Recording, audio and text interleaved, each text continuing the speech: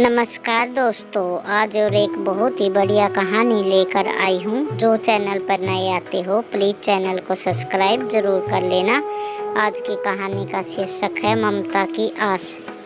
भोलू खेत के पास बनी पगडंडी पर चल रहा था, तभी सामने से उसके चाचा सतीश आते दिखाई दिए। भोलू जल्दी में था, वह उसके बराबर से निकल गया, लेकिन उसने उन्हें देखा ही नहीं।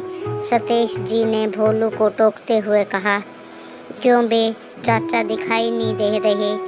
ये नहीं कि राम राम भी कर लो। यह सुनकर भोलू झेंप गया। माफ़ करना चाचा, मैंने देखा ही नहीं, वो घर जल्दी पहुंचना था ना। राम राम चाचा। लेकिन तब तक सतीश चाचा का गुस्सा 7वें आसमान पर पहुंच गया था। हाँ, भैया ने मना किया होगा। बंटवारा क्या हुआ, सबके रंग बदल गए। भोलू बिना कुछ बोले आगे बढ़ गया। सतीश और राकेश दो सगे भाई थे। दोनों भाई दिन रात खेतों में मेहनत करते, अच्छी फसल होती और घर में हमेशा अन्न के भंडार भरे रहते। सतीश अपने भाई की बहुत इज्जत करता था। एक दिन उसके पिता का देहांत हो गया। धीरे धीरे राकेश ने खेतों में जाना बंद कर दिया।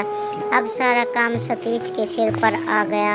राकेश बड़ा होने के कारण पैसे का हिसाब किताब रखता था और धीरे धीरे उसने सतीश को घाटा दिखाना शुरू कर दिया। लेकिन सतीश भी सब समझता था। बड़े भाई की इज्जत के कारण वह कुछ बोल नहीं पाता था।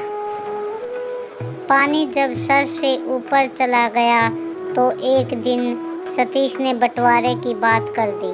भैया, मुझे लगता है पिताजी के जाने के बाद हमें बंटवारा कर लेना चाहिए था। कोई बात नहीं, अभी भी कुछ नहीं बिगड़ा है, हम बंटवारा कर लेते हैं। राकेश कहाँ मानने वाला था।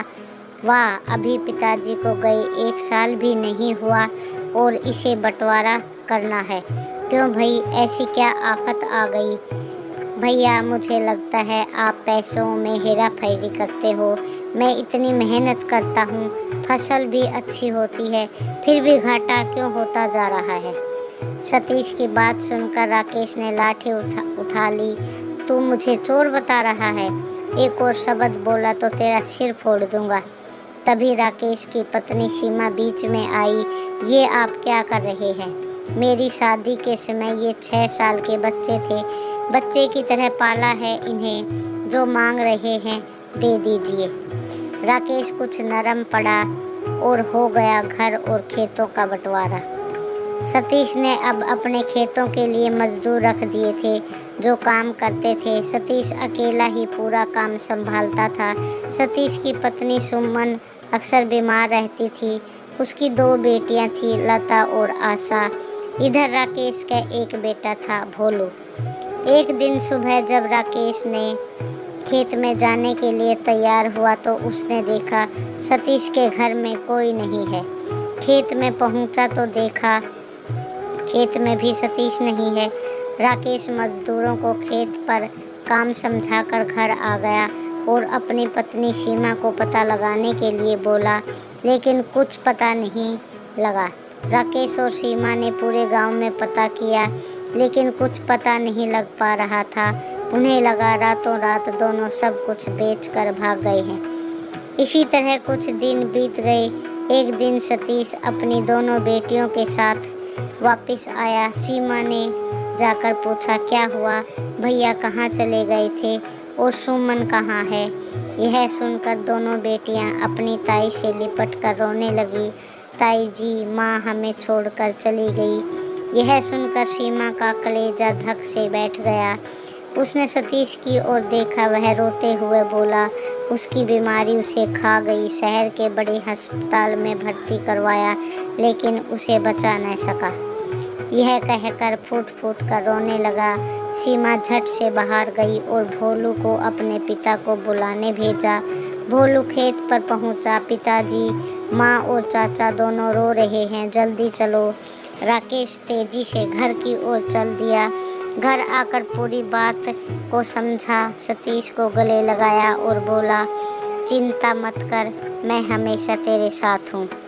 सीमा ने दोनों बच्चियों को संभाला। 13वीं के बाद सभी मेहमान जाने लगे।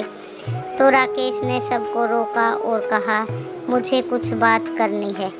मैं चाहता हूँ कि हमारे जो बंटवारा किया था वो रद्द कर दे। मैं अपने भाई को ऐसे नहीं देख सकता।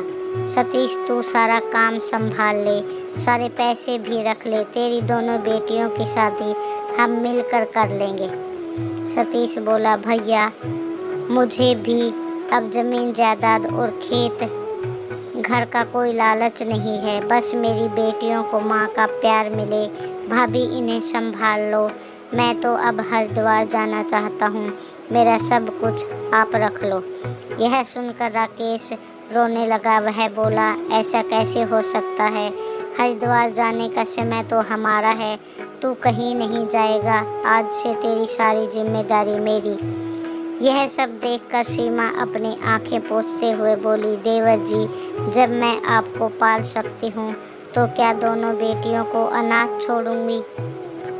मेरी ममता में न कोई कमी पहले थी न अब होगी। और हाँ, जिस पैसे के हेर फेर का इल्ज़ाम आपने इन पर लगाया था, वह सारा पैसा इन्होंने शहर के सरकारी बैंक में जमा करवा रखा है तुम्हारी बेटियों के नाम पर।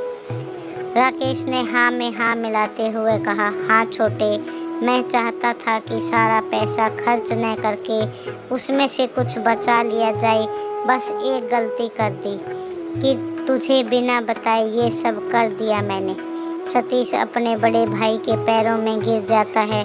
भैया मुझे माफ़ कर दीजिए, मैंने आपको कितनी लड़ाई की। राकेश ने उसे उठाकर गले लगा लिया।